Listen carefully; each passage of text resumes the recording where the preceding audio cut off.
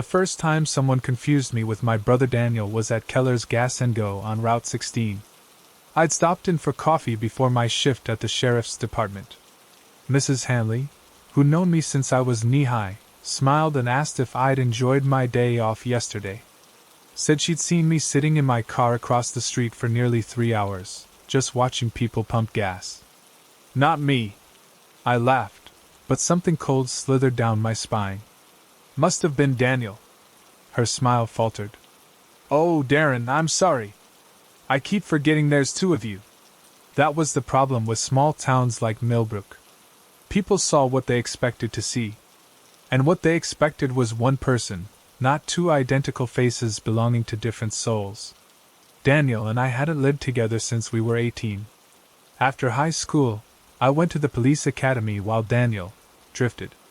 He'd show up in town unannounced, stay for weeks or months at a stretch, then vanish again.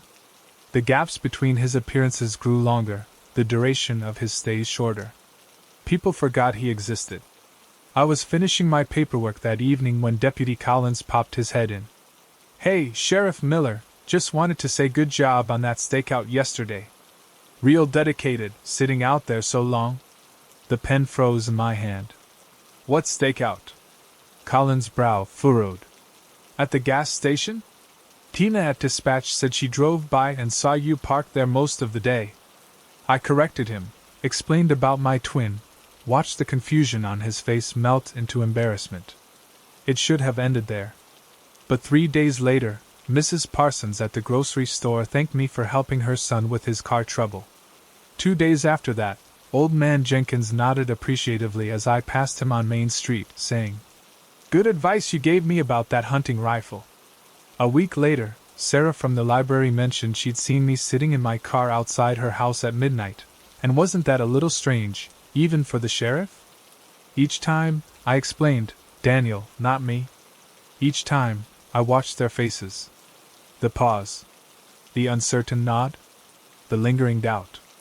I called Daniel's cell that night. It went straight to voicemail, as it had for the past 8 months. "Danny," I said, trying to keep my voice steady.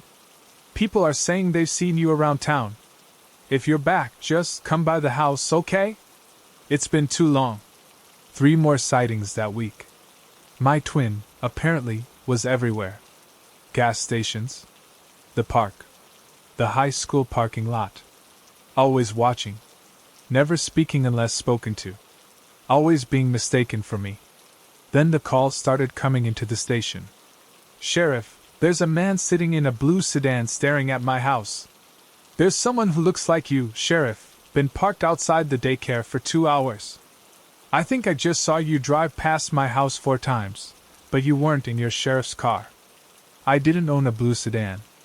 I pulled up Daniel's driver's license in the system. No renewals in 5 years. No registered vehicles. His last known address was an apartment in Clifton, 3 hours north. I called the landlord, who told me Daniel had moved out 3 years ago, no forwarding address. The reports continued. Sightings of my doppelganger. My ghost. My twin. Always watching. Never interacting. Just observing. And always being mistaken for me. I began keeping a log. Times. Locations. Witness accounts. Red pins on a map of Millbrook. After 2 weeks, the pattern was unmistakable. Daniel, if it was Daniel, was methodically covering every street, every building, every public space in town. Watching. Learning. As if he were memorizing Millbrook. Or hunting for something. It was Deputy Collins who finally managed to snap a picture. Grainy, taken from a distance on his phone. A man sitting in a blue sedan outside the elementary school. My face. My build. But something in the posture was wrong. The way he held his shoulders. The tilt of his head. I stared at that photo for hours. It was me, but not me. Daniel, but not the Daniel I remembered. There was something vacant in those eyes. Something waiting. I printed the photo. Put out an APB on the blue sedan. Told my deputies to approach with caution. The subject might be mentally unstable. Might be my identical twin brother. Might be dangerous. Nobody found the car. 3 days later, Ellen Winters from the town council called the station in hysterics. She'd seen the sheriff, seen me, standing in her backyard at 3 a.m., staring up at her bedroom window. I drove to her house, lights flashing. Ellen's husband met me at the door with a shotgun. When he saw my face, he nearly pulled the trigger. "It's really me, Frank," I said, showing my badge with trembling hands. "The real Sheriff Miller." I spent the night parked outside their house. No sign of Daniel. No sign of the blue sedan. At dawn, I drove home, eyes burning from exhaustion. The house was dark and silent as I unlocked the door. My living room walls were covered with photographs. Hundreds of them. Every house in Millbrook. Every business. Every public building. Close-ups of doors, windows, security systems. Maps with routes marked in red. Schedules. Names. In the center, a large photo of me, with my eyes scratched out. I drew my weapon, searched every room with my heart hammering against my ribs. Empty. But someone had been there. Someone with my key, who knew how to disable my alarm system. Someone who knew me as well as I knew myself. I called for backup, then stood in my defiled living room, spinning slowly, taking in the obsessive documentation of my town. Of my life. What was Daniel planning? The crime scene unit arrived. They dusted for prints, photographed everything. Every print they found matched mine. Identical twins, identical prints. The technician reminded me with an apologetic shrug. As they were packing up, my phone rang. Unknown number. "Sheriff Miller," I answered. "Darren." The voice was mine, but not mine. Flatter. Colder. "Did you like my redecorating?" "Daniel." My mouth went dry. "Where are you? What are you doing?" "Learning," he said. "Watching. Becoming." "Becoming what?" "You." A soft laugh. "I've been practicing. Getting better. People believe I'm you now. They trust me when I'm wearing your face." I spread through my chest. "Why?" "Because you have everything," he whispered. "The respect. The position. The purpose. People see you. They've always seen you. I was just the other one." "Danny, did you know?" he interrupted. "Bet it takes surprisingly little to convince people that you're someone they know? The right clothes. The right mannerisms. They see what they expect to see." "Daniel, stop this. Let me help you." "But you have helped me," he said. "You've shown me what I need to be. And now I'm ready." "Ready for what?" "To step into your life." The line went dead. I immediately called the station. "This is Sheriff Miller. I need a patrol car at my house, now. And I need someone to start tracing a call that just came into my cell." There was a long pause. Sheriff?" It was Deputy Collins. "Are you feeling okay?" "What do you mean?" "I need backup now." "Sir," Collins said slowly. You're here. At the station. You've been here all morning." The phone slipped from my fingers. When I arrived at the sheriff's department 10 minutes later, lights flashing, siren wailing, I found my parking space occupied by my own department SUV. My deputies looked up in confusion as I burst through the door, weapon drawn. And there, behind my desk, wearing my spare uniform, sat my face. Daniel looked up with a placid smile. "Can I help you, sir?" Every deputy in the room stood frozen, eyes darting between us. "That's not me," I said, my voice cracking. "That's my twin brother Daniel." Daniel's expression remained calm. Concerned even. "Everyone," he said in my voice, using my inflections perfectly. "This is my brother. He's been struggling lately. Having some episodes." "He's lying," I shouted, but I could see the doubts spreading across their faces. "Darren," Daniel said gently, "you need help. Remember what Dr. Mathers said about your condition? About the delusions?" There was no Dr. Mathers. But Deputy Collins was nodding slowly. The doctor you've been seeing in private, he murmured. You mentioned him last week. No, I hadn't. Daniel stood, hands raised placatingly. Why don't you give me the gun, brother? Then we can talk. Stay back, I warned, but my deputies were moving now, surrounding me cautiously. In their eyes I saw fear, confusion, pity. Sheriff, Collins said carefully, maybe you should sit down. I am the sheriff, I roared. Daniel shook his head sadly. Perfect concern on my own face. It's happening again, he told the deputies. Just like the doctor warned us. My finger tensed on the trigger. One shot. That's all it would take to end this nightmare. But which one of us would they believe had been the real Sheriff Miller? The calm, collected man they'd apparently been working with all morning? Or the wild-eyed, gun-wielding twin who'd burst in making outlandish claims? As if reading my thoughts, Daniel smiled. Just a tiny curl at the corner of his mouth. A private acknowledgement between twins. There are no records of a Daniel Miller in this town, he said softly. No driver's license. No recent credit card activity. No social media. Almost as if he never existed at all.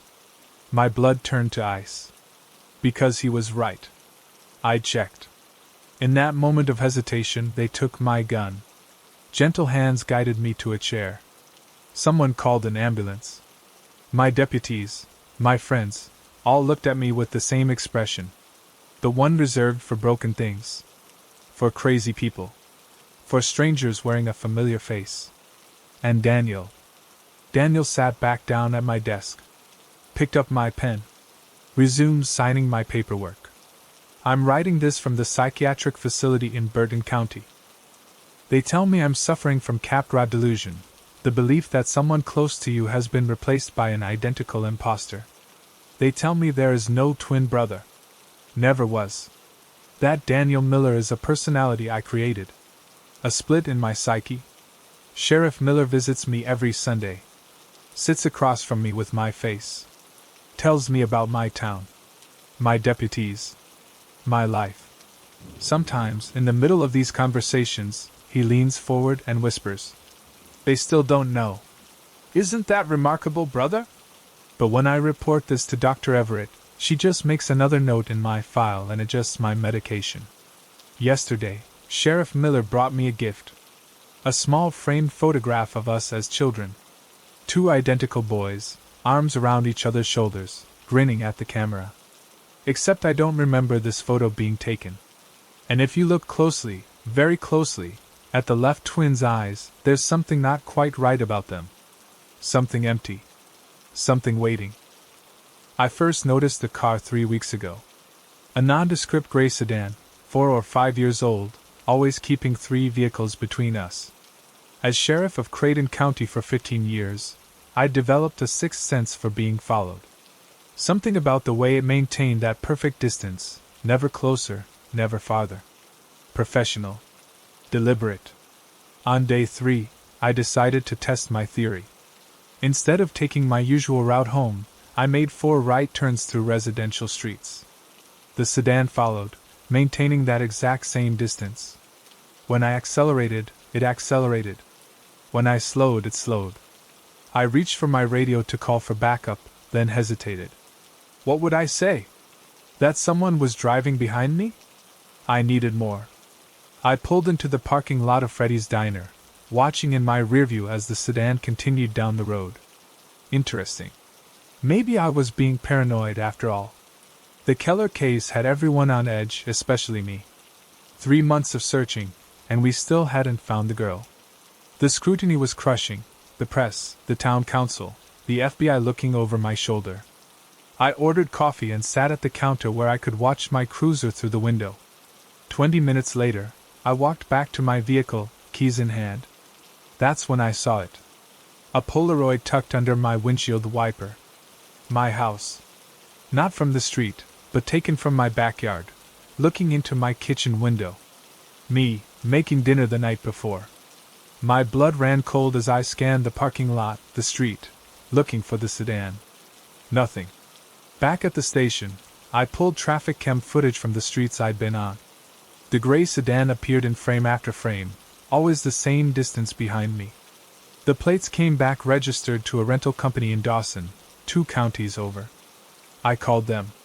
The car had been rented with a credit card belonging to James Mercer. The address was a vacant lot in Millfield. The phone number went to an automated message system. That night, I doubled back 3 times on my way home, made random turns, varied my speed. No sedan. But as I pulled into my driveway, a prickling sensation crawled up my neck. Someone was watching. I drew my weapon and did a perimeter check. Nothing. Inside, I locked every door, every window, pulled all the curtains. As I checked the back door a second time, something caught my eye on the kitchen table. A Polaroid. Me, standing in my driveway, gun drawn, looking around.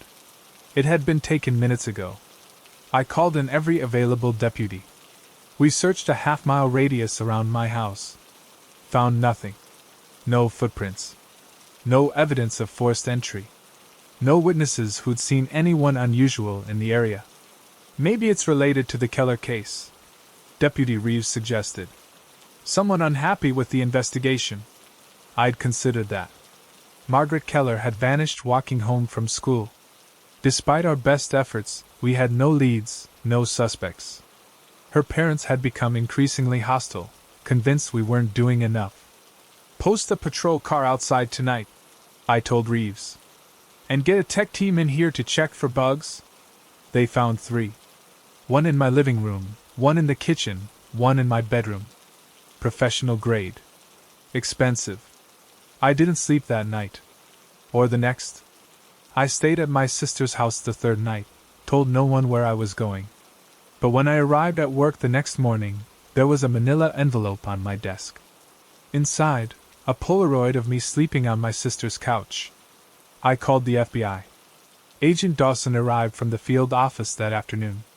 "This is extensive surveillance," she said, examining the photos I'd collected. "Very professional.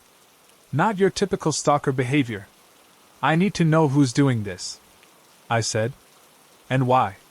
Could be connected to a case. Someone you put away? Someone who holds a grudge." I'd been through my case files. No one significant had been released recently. No death threats more serious than usual. "Sheriff," Dawson said carefully, "have you considered that this might be someone close to you? Someone with intimate knowledge of your movements, your habits?" I had. The thought kept me awake at night. One of my deputies? Someone at the station? That evening, I set a trap. Told everyone I was heading to the Capitol for a meeting with state officials. Instead, I checked into the Blue Pine Motel under a false name, paid cash. At 2 a.m., I was awakened by a notification from the motion-activated security system I'd installed at my house that day. Someone was inside. I called Deputy Reeves, who was supposed to be watching the place. "No one's entered or left," he reported. "I've had eyes on it all night." "Check inside," I ordered.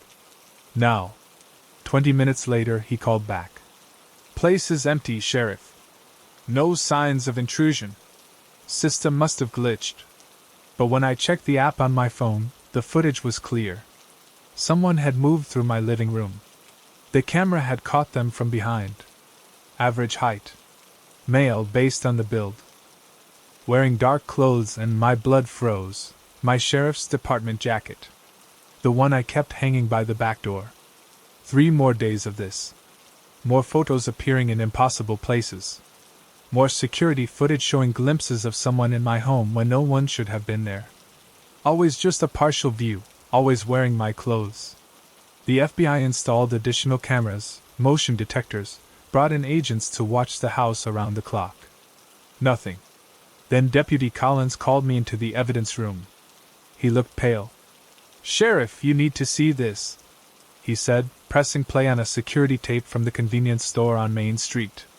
The timestamp showed 10:32 p.m. 2 nights ago. A man stood at the counter, back to the camera, paying for gas. When he turned slightly to leave, I felt the floor drop out from under me. It was me. except I'd been at the Blue Pine Motel that night, tossing and turning until dawn. "I thought it was you," Collins said. "We all did. Same build, same walk." He even nodded at Carson as he left, "Just like you always do." My mouth went dry. "Play it again." We watched it 5 times. The resemblance was uncanny. Perfect even. "Have you ever been told you have a doppelganger?" Agent Dawson asked when I showed her the footage. "Someone who looks remarkably like you." I hadn't. But I knew what she was thinking. This wasn't just someone in a sheriff's jacket. This was someone who could pass for me even to people who knew me well. That's when the calls started coming in. "Mrs. Diaz at the bakery. Sheriff, thanks for stopping by this morning, but you left your wallet." Judge Harriman. "About our conversation yesterday regarding the Williams trial." Deputy Reeves. "Sheriff, are you feeling okay? You seemed confused during roll call." Each time, I had the same response. It wasn't me.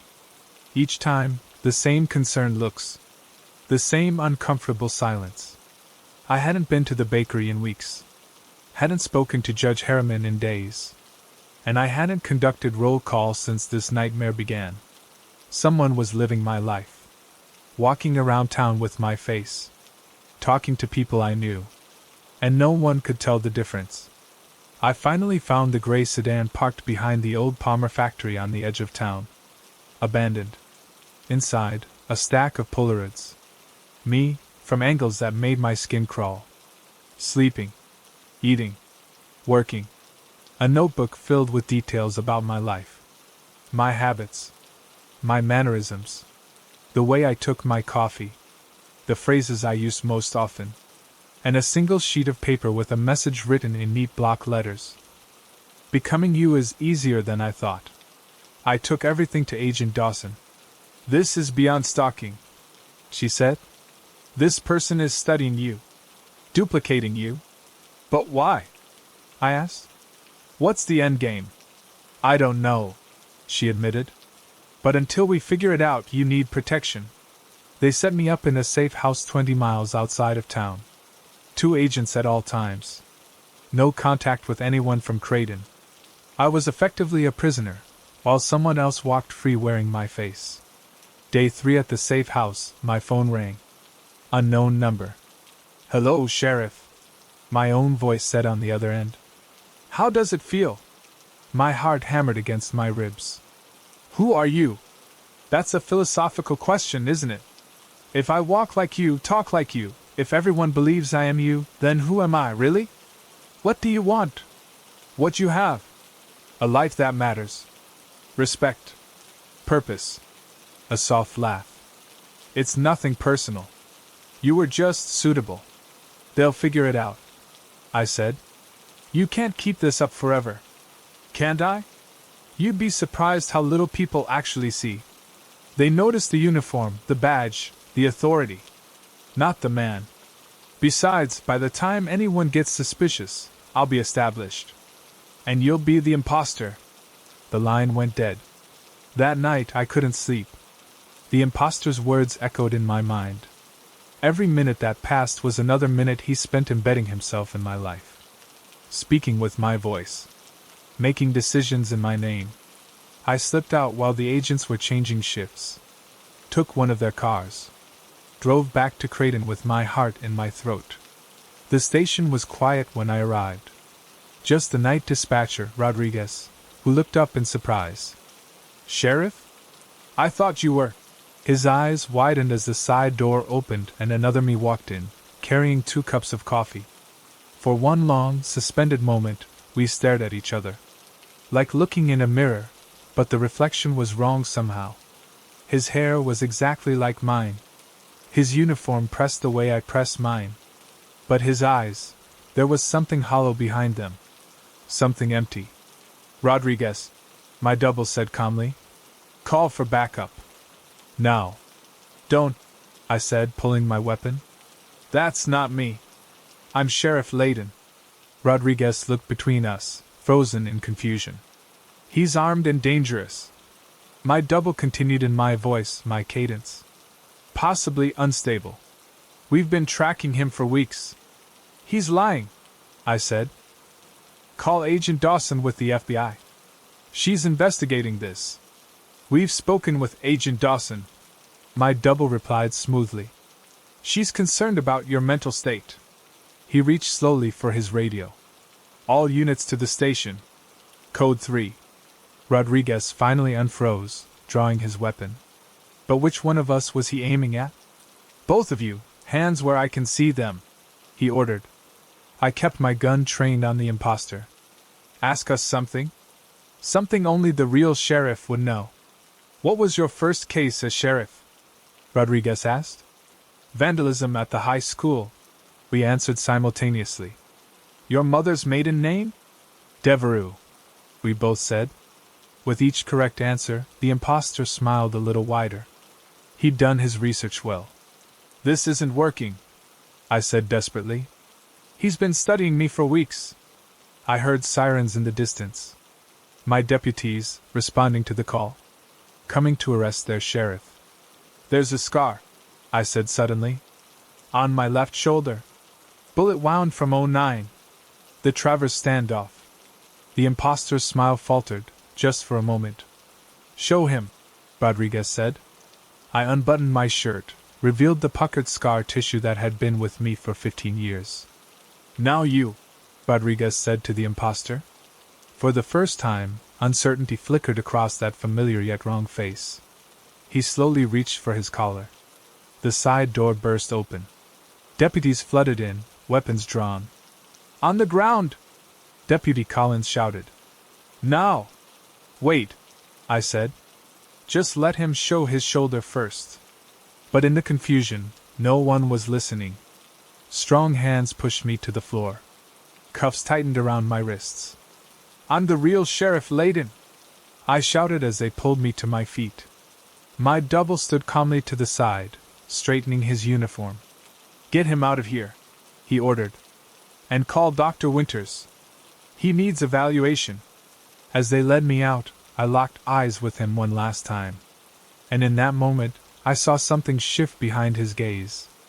A flicker of doubt. As if, just for a second, he wasn't entirely sure which one of us was real anymore. They've diagnosed me with Capgras syndrome. A delusion where you believe someone close to you has been replaced by an identical imposter. The ultimate irony. I sit in this room at Millfield Psychiatric, telling my story to anyone who will listen. No one believes me. Not my deputies. Not my sister. Not even Agent Dawson, who looks at me with pity in her eyes. Sheriff Layden visits me once a week. Brings me updates about the town. About my life. He found Annie Keller's body, they tell me. Solved the case. He's a hero now. Sometimes, when the orderlies aren't looking, he leans close and whispers. Your coffee's getting cold, Sheriff.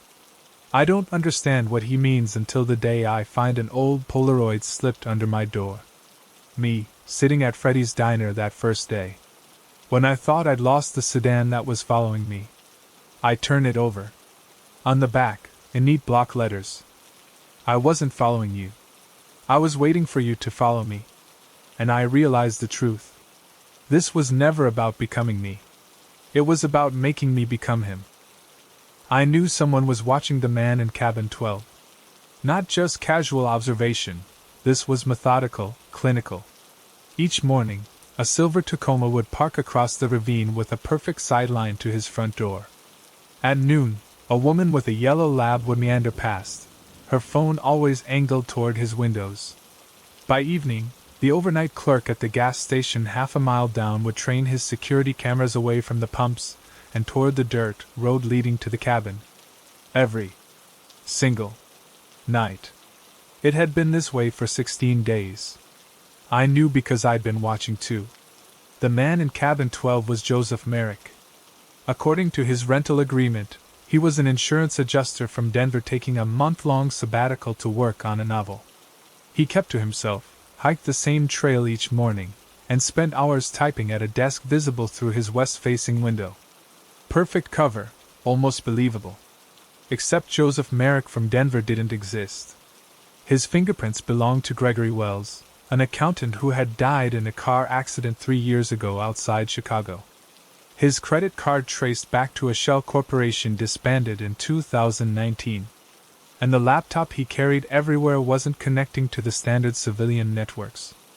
I'd been tracking Merrick for nearly a month, ever since our algorithms flagged unusual identity markers in 3 Midwestern states. My assignment was clear: determine who he was and why he was operating under false credentials in my jurisdiction. What nobody at the Bureau told me was that someone else would be watching him too. Day 17. I'd established my cover as Peter Ransom, a divorced photographer staying at the Twin Pines Resort to capture the changing aspens. My cabin gave me a direct view of Merrick's daily routine. That morning, I was setting up my long-range camera when a sharp knock at my door interrupted me. Sheriff Clay Donnelly filled my doorframe, thumbs hooked in his belt, sunglasses reflecting my own startled expression. "Mr. Ransom?" "Sheriff Donnelly. Mind if I come in?" Shit. I hadn't accounted for local law enforcement taking an interest in me.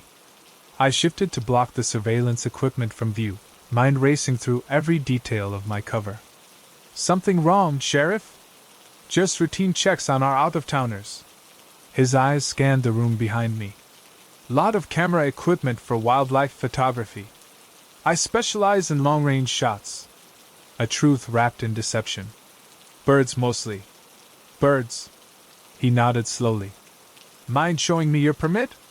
"State requires one for professional photography in this county." A bluff. There was no such requirement. He was fishing. I held his gaze. "I'm just an amateur, Sheriff. This is for a personal project." "Then you won't mind me taking a quick look around?" Not a question. I stepped aside, calculating risks. My bureau credentials were hidden in a false bottom of my suitcase. If he found them, my cover was blown. If he didn't, I risked arrest on whatever trumped-up charge he decided to pin on me. He examined my equipment with unexpected knowledge, checking lens specifications and the angles visible from my windows. His focus settled on Merrick's cabin. "Interesting view you've chosen," he said. "Must be important birds over there." "Sheriff, can we cut the pretense? What exactly are you accusing me of?" He removed his sunglasses. His eyes were tired, with the weight of someone carrying secrets. 3 break-ins at remote properties in the last month. Valuable items taken. Cabin occupants surveilled for days beforehand. He gestured at my camera. "You've been watching Cabin 12 for over 2 weeks. I'm not a thief." Another technical truth. "Then explain why you've been photographing Mr. Merrick's movements." I made a rapid calculation. "I think we're both interested in the same man, Sheriff. Though possibly for different reasons." His expression hardened. "Explain." "I will. But first, tell me why you're really here." "Because cabin break-ins wouldn't bring the sheriff himself to question a suspect. You'd send a deputy." His jaw tightened. "We take theft seriously in this county." "And the other people watching him? The Tacoma driver? The woman with the dog? The gas station clerk? Are they suspects too?" A flicker of surprise crossed his face before he could mask it. "You've noticed them. Have you?" A long silence stretched between us. Outside, a raven called, the sound splitting the tension. "You're not local media," he finally said. "Not with that equipment. Private investigator?" I weighed my options, decision crystallizing. "Federal." His posture shifted subtly. "Show me." I retrieved my credentials, letting him examine the badge, the ID card bearing my real name, Special Agent Victor Drace. "FBI? What's the Bureau's interest in Merrick?" "Identity fraud, for starters. But I suspect it goes deeper." I studied his reaction. "What's your interest, Sheriff?" He sank into the chair by the window, suddenly looking exhausted. "Patterns. 3 months ago, we found a man dead in his hunting cabin 15 miles from here. Heart attack, according to the coroner. Except his laptop, phone, and ID were missing. 2 months before that, a solo hiker disappeared on the North Trail. We found his campsite intact, but no sign of him. You think Merrick is connected? I think. He chose his words carefully. Someone has been very interested in certain individuals in my county. People who live alone, off-grid, minimal digital footprint. People no one would miss immediately. And the surveillance? Started noticing it 2 weeks ago. Different vehicles, different people, but always watching cabin 12. Too coordinated to be random. I processed this. Have you approached any of them? Tried. The Tacoma is registered to a rental company in Colorado Springs. Rented with stolen credentials. The woman with the dog vanishes down hiking trails. The gas station clerk denies everything, but I've seen the camera angles change on the monitors. I showed him what I'd gathered on Merrick. The falsified records. The dead-end trails. He's using sophisticated covers. I explained. Bureau level may be better. You think he's one of yours? Donnelly asked. No. I was certain of that much. But he's trained. The sheriff stared out the window at cabin 12. So we have a man with false identity being watched by multiple parties who also can't be identified. And now us, watching all of them. Our eyes met in silent understanding. This was bigger than either of us had initially suspected. I need to call this in. I said. No. His response was immediate. Whatever's happening, it's contained for now. The moment you involve more federal agents, these people will vanish. We'll lose any chance of understanding what's happening. He wasn't wrong. I'd been maintaining minimal communication with my handler for similar reasons. What do you propose? Joint operation. You and me. We track the watchers, figure out who they are, who they're working for, and why they're interested in our Mr. Merrick. I hesitated. Going off protocol carried significant risks. But so did potentially blowing an investigation with wider implications. 24 hours. I conceded. Then I call my supervisor. That night, we positioned ourselves on the ridge overlooking the cluster of cabins. The sheriff brought night vision equipment from the department's tactical gear. Small department for such sophisticated equipment, I remarked. Military surplus, he replied, a little too quickly. Budget cuts mean we get creative. 3 hours in, we observed a figure moving through the shadows toward Merrick's cabin. Not approaching the door, circling the perimeter, pausing at windows, checking sight lines. Professional. Methodical. That's not one of the watchers we've identified. Donnelly whispered. The figure retreated to a black SUV parked on the service road. When it pulled away, I captured the plate number. Let's run it, I said when we returned to my cabin. The sheriff used his department login on my laptop. The plate came back registered to Sentinel Security Solutions. Private military contractor, I said, recognition clicking. They provide services to government agencies. Which agencies? That's classified, even from me. But they don't come cheap, and they don't work without authorization. A chill settled between us. Government contracted surveillance on American soil, outside normal chains of command. We need to talk to Merrick, Donnelly said. Find out why he's the center of this. If we approach him directly, we risk alerting whoever's watching. Then we don't approach directly. The plan was simple. The next morning, I'd hike the same trail Merrick took each day.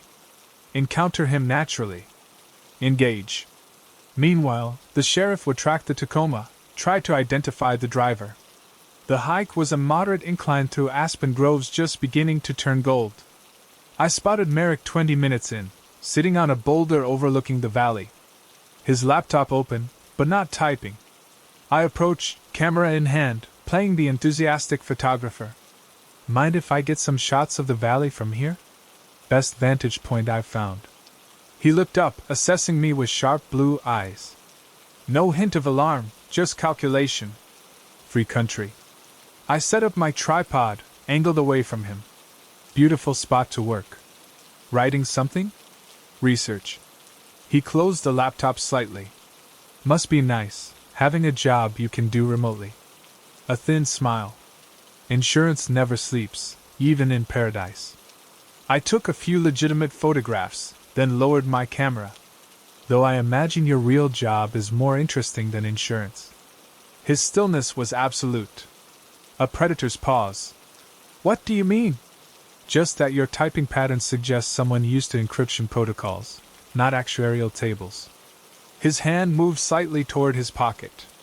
I tensed, ready for a weapon. Who are you? His voice remained conversational, belying the tension crackling between us. Someone who noticed you're being watched. I kept my stance relaxed. By multiple parties, including a private military contractor with government ties. For a flickering moment, fear crossed his face. Then it was gone, replaced by resignation. How long have you known? About the surveillance? Over 2 weeks. About you? I'm still figuring that out, Mr. Merrick. Or whatever your name actually is. He closed his laptop fully. We can't talk here. That's the first sensible thing you've said. We hiked deeper into the woods, away from established trails. When he deemed us sufficiently isolated, he turned to face me. I need to know who you're with before I say another word. I showed him my credentials. He barely glanced at them. Working officially or personally? An odd question. Officially. Identity fraud investigation. He laughed, a hollow sound. Identity fraud. If only it were that simple. He looked over my shoulder, scanning the trees. You've made a critical error, Agent Drace. You've inserted yourself into an operation you don't understand. Enlighten me. The people watching me aren't trying to catch me. They're protecting me. From what? From the people watching them. His gaze bore into mine. How much do you know about Project Sentinel? The name triggered no recognition. Sentinel Security Solutions? The company is just a front. Project Sentinel is. He hesitated. Let's call it a specialized witness protection program. For people with particular knowledge. People who've seen things they shouldn't. You're in witness protection? I didn't bother hiding my skepticism. Not officially. Nothing about Sentinel is official. It exists in the gaps between agencies, in the spaces where oversight fails. What exactly did you witness? He shook his head. I can't tell you that. But I can tell you I was a data analyst for a defense contractor. I stumbled across financial transfers to domestic accounts that didn't exist on any registry. Money moving through ghost networks to fund operations on U.S. soil. What kind of operations? Surveillance. Extraordinary measures. Targeting American citizens. My phone vibrated. A text from Sheriff Donnelly. Tacoma driver identified. Returning to cabin. Urgent. We need to go. I told Merrick. The sheriff is waiting. A flash of alarm crossed his face. You're working with local police? Jesus, you've compromised everything. Sheriff Donnelly noticed the surveillance before I did.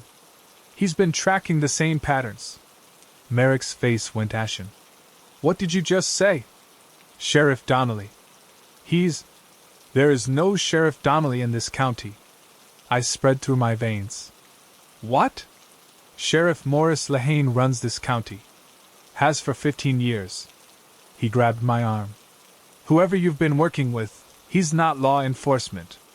I pulled up the county website on my phone. Sheriff Morris Lehane's weathered face stared back at me from the screen. Not the man I'd spent the last 24 hours with. If he's not the sheriff, then who? He's found us. Merrick interrupted, looking past me. His voice dropped to a whisper. I'm not the target, Agent Drace. You are. I turned. Standing at the edge of the clearing was Sheriff Donnelly, his expression unreadable behind his sunglasses. Victor, he called, using my first name with easy familiarity. I see you've been talking to our friend. Who are you really? I demanded, hand moving toward my concealed weapon. Someone who's been watching you for much longer than you've been watching him. He nodded toward Merrick. Ever wonder why the Bureau assigned you specifically to this case? Why the parameters were so vague? Why your handler has been so accommodating of your unorthodox methods? Cold realization washed over me. My assignment. My surveillance of Merrick. All of it orchestrated. You've been investigating leaks in a classified program, Victor, the man said, approaching slowly. Doing exactly what we needed you to do, leading us to the source. He glanced at Merrick. And now you have. Don't listen to him. Merrick hissed. Project Sentinel isn't protecting whistleblowers. It's eliminating them. The false sheriff smiled. Such dramatic terminology for routine national security measures. He extended his hand. Your phone, please, Agent Trace. Your weapon, too. This operation is now under different jurisdiction. Which jurisdiction exactly? One without a name. I've been authorized to offer you a choice. Join our task force officially. Your record suggests you'd be an asset. Or forget this encounter and return to your regular duties at the Bureau. And what happens to him? I nodded toward Merrick. He'll be debriefed. Thoroughly. Merrick's eyes pleaded with me. They made the same offer to me once. There is no choice. There never was. I glanced between them, the calm authority of the man I trusted, the desperate conviction of the man I'd been sent to investigate. I need to make a call, I said, stalling. Verify your authority. Of course. The false sheriff's smile never reached his eyes. Your handler's direct line is 202-555-0147. She'll confirm everything. A number I'd never been given. But he knew it. That's when I realized the true horror of my situation. The surveillance network I'd stumbled into wasn't just watching Merrick. It had been watching me all along. Testing me. Evaluating my reactions. My loyalties. And I had no idea how deep it went, how many people were involved, or who I could trust. Not my handler. Not my assignment. Perhaps not even the Bureau itself. The man who wasn't Sheriff Donnelly checked his watch. We're on a schedule, Agent Trace. Your decision? Behind him, through the trees, I glimpsed movement. The woman with the yellow lab. The driver of the Tacoma. Figures converging silently. I had my answer ready. Sometimes the only way to understand what you're truly dealing with is to step deeper into the darkness. I handed him my phone. The first photo arrived on my desk in a plain white envelope. No return address, no note inside. Just a slightly blurry image of Diane Wheeler leaving the Safeway, grocery bags in hand, glancing over her shoulder. At first, I thought it might be evidence from one of my deputies, maybe connected to her ex-husband's restraining order violation last month. But there was no case number, no chain of custody form. Just the photo, taken from what appeared to be a parked car across the street. I dropped it in my desk drawer and forgot about it. Small-town sheriff's offices get their share of oddities. 3 days later, another envelope appeared. This time, the Mendez family at the park, father pushing the toddler on the swing, mother taking a video on her phone. Shot from a distance, slightly grainy.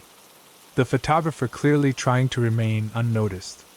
By the fifth envelope, I was concerned. Each photograph documented ordinary moments in the lives of Abbotsville residents, but with one unsettling commonality: none of the subjects knew they were being photographed. Mrs. Callahan watering her roses. Teenage boys skateboarding behind the high school. Pastor Williams locking up the church. Could be a private investigator, Deputy Harmon suggested when I showed him. Or some photography student with a candid street photography project. Without asking permission? In a town of 3,200 people? Harmon shrugged. Maybe leave them in the weird but not illegal file? He wasn't wrong. Unsettling as the photos were, they'd been taken in public spaces. No laws broken. Nothing overtly threatening about them. Then came the 16th envelope. This photo was different, sharper, closer. Lisa Reeves asleep on her living room couch, the glow of her television illuminating her face. Taken through her window. At night. I drove straight to Lisa's place. She answered the door in her nurse's scrubs, coffee in hand, about to leave for her hospital shift. Someone's been taking pictures of you, I said, showing her the photo. You recognize anyone hanging around? Anyone paying too much attention lately? Her face paled. That's from Tuesday night. I fell asleep watching a movie. She looked past me to her front window. Jesus, Sheriff. They were right there. I assigned a deputy to drive by her place regularly and advised her to keep her curtains closed. Then I called a department meeting. 17 photos, 17 different subjects, ranging from prominent citizens to ordinary residents with no obvious connection. The envelopes kept coming. One every 3 days. Always on my desk by morning, though no one reported seeing anyone unusual enter the station. Soon I had a bulletin board covered with photos of unwitting subjects, all going about their private lives, all captured by our invisible observer. It wasn't until the 30-second photo that we got our first real lead. The image showed Bill Kaplan leaving Gunderson's Hardware. Nothing remarkable, except for what Deputy Cowell noticed in the reflection of the storefront window, the faintest outline of the photographer. Male, average build, baseball cap. Could be anybody, Harmon said. Not anybody, I corrected. Somebody who's been systematically photographing this town for at least 3 months. Somebody with access to my office. Somebody who's escalating. The next photo confirmed my fears about escalation. It wasn't taken through a window this time. It was taken inside Abby Fletcher's bedroom while she slept, her CPAP machine humming beside her bed. On the back, a handwritten note: she never locks her back door. So trusting. We posted a deputy at Abby's house and called a town meeting. 200 concerned citizens packed the high school gymnasium as I explained the situation, carefully, to avoid panic, but clearly enough to convey the seriousness. The next morning, my desk was empty. No envelope. For 3 days, nothing. I began to hope our photographer had been scared off by the public attention. Then Frank Eerie, the postmaster, called. Sheriff, got a package here you might want to see. No postage, just appeared in the outgoing mail bin. Addressed to you, official. The package was a shoebox. Inside, a USB drive and a typed note. I've been documenting this town for longer than you know. Much longer. I have over 15,000 images. Every resident, every building, every secret moment. Would you like to see more? I had our tech specialist check the drive before plugging it in. When it cleared, we discovered a meticulously organized archive, folders labeled by year, going back 27 years. Each contained subfolders for locations, events, and individuals. All candid. All taken without the subject's knowledge. Jesus, Deputy Harmon whispered as we scrolled through. Half the town isn't here. Including most of us. He was right. There I was, moving into my house 8 years ago. There was Harmon teaching his daughter to ride a bike. Cowell arguing with his ex-wife in the grocery store parking lot. It's like a visual history of Abbotsville, Deputy Reeves said, a note of reluctant admiration in her voice. Whoever this is, they've been hiding in plain sight for decades. The photographer had to be a local, someone established enough to move through town without raising suspicion, someone with the time and resources for this obsessive documentation. My mind ran through possibilities: retired residents, night shift workers, the chronically unemployed. I decided to work backward from the delivery method. The envelopes appeared on my desk overnight, which meant either someone with a key to the station or someone skilled enough to bypass our security. On a hunch, I revisited the USB drive, focusing on the file metadata. Most had been stripped clean, but our tech found embedded location data in a few of the older images. They centered around 5 locations in town, the most frequent being an address on Maple Street. 1421 Maple. The residence of Howard Lentz, 71, retired high school art teacher. Widowed. No children. Volunteer at the Historical Society. Photography had been his subject. I remembered Lentz, quiet, unassuming man who'd taught at Abbotsville High for nearly 40 years before retiring. I'd seen him around town occasionally, usually with an old film camera around his neck. He'd always been polite, forgettable. Let's pay Mr. Lentz a visit, I told Harmon the next morning. Casual, non-confrontational. We don't have enough for a warrant yet. Lentz's house was a well-maintained craftsman, yard neatly trimmed, American flag by the door. He answered on the second knock, looking exactly as I remembered, white-haired, wire-rimmed glasses, cardigan despite the warm day.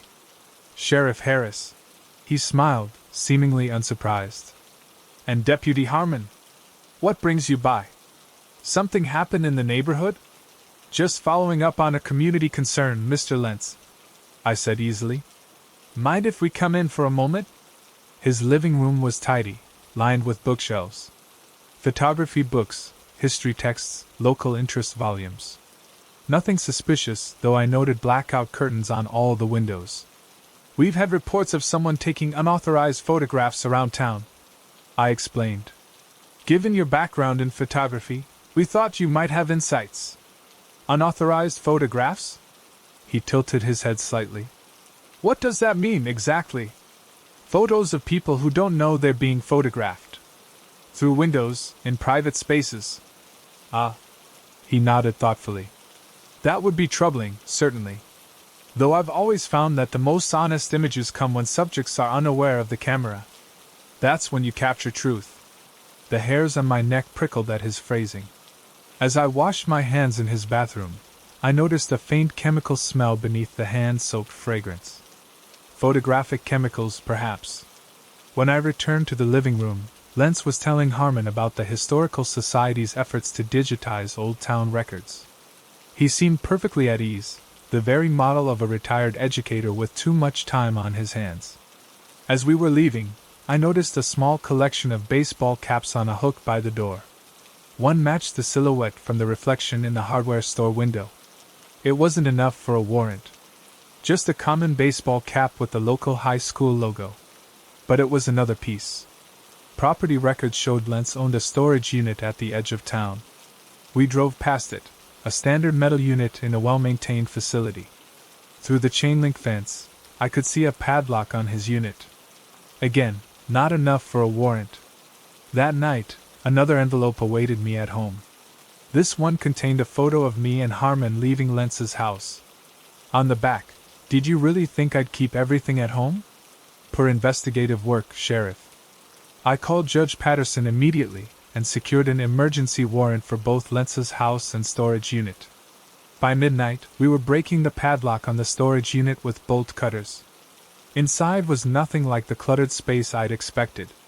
It was a pristine, climate-controlled archive. 3 walls lined with filing cabinets. A professional photo printer. A computer workstation. A darkroom set up behind a black curtain. And at the center, a desk with the envelopes, stamps, and cards identical to those that had been appearing on my desk. The filing cabinets contained thousands of prints, organized by year and subject. Every resident of Abbotsville had their own dedicated folder, their daily rituals, their private moments, their entire lives documented without their knowledge. My folder was the thickest. Photos going back to my childhood. My parents. My college graduation. My wedding day. My divorce. Each image capturing moments I'd never realized were being observed, preserved, studied. "Sheriff," Harmon called, his voice strained.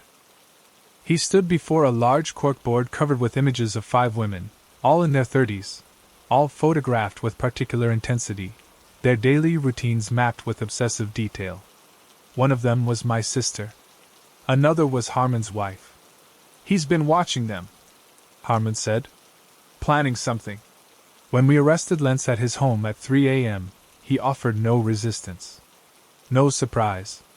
Just that same mild expression, that forgettable politeness. "You've seen my collection," he said as I cuffed him. "What did you think? Technically speaking." "Why?" I demanded. "Why these people? Why this town?" He seemed genuinely confused by the question. "This town is extraordinary precisely because it's ordinary. Every human drama plays out here, just on a smaller stage. I'm not a voyeur, Sheriff. I'm a historian. An archivist. I've been preserving what everyone else overlooks. And the women on the corkboard? My sister? Harmon's wife?" His eyes lit up. "My next book," Women of small-town America. I've been documenting their routines, their interactions. The invisible labor that holds communities together. It's my masterwork. In his house, behind a false wall in his study, we found the real horror. Not the thousands of additional photographs, though those were disturbing enough. But the journal detailing his next project, a plan to document the response of a small community to tragedy. The 5 women from the corkboard featured prominently in these plans. When confronted with the journal, Lentz maintained the same placid demeanor. It was a thought experiment, he insisted. Art is often troubling, Sheriff. It makes us confront uncomfortable truths. We charged him with stalking, breaking and entering, and conspiracy to commit murder. As the case progressed, more envelopes appeared on my desk. Even from his cell, Lentz had prepared future deliveries, each one revealing another layer of his obsession with our town. The preliminary psychological evaluation diagnosed him with voyeuristic disorder and obsessive-compulsive personality disorder. He genuinely sees himself as performing a valuable service, the psychiatrist explained, preserving moments that would otherwise be lost. In his mind, he's the keeper of your town's true history. What haunts me isn't just the invasion of privacy, the violation of our community's trust. It's the knowledge that for nearly 3 decades, we were all performing unwittingly for his camera. Every private joy, every secret sorrow, catalogued and filed away. And most disturbing of all, the nagging question of how much of our town's history now exists only through his lens. How many moments would be lost forever if his archive were destroyed?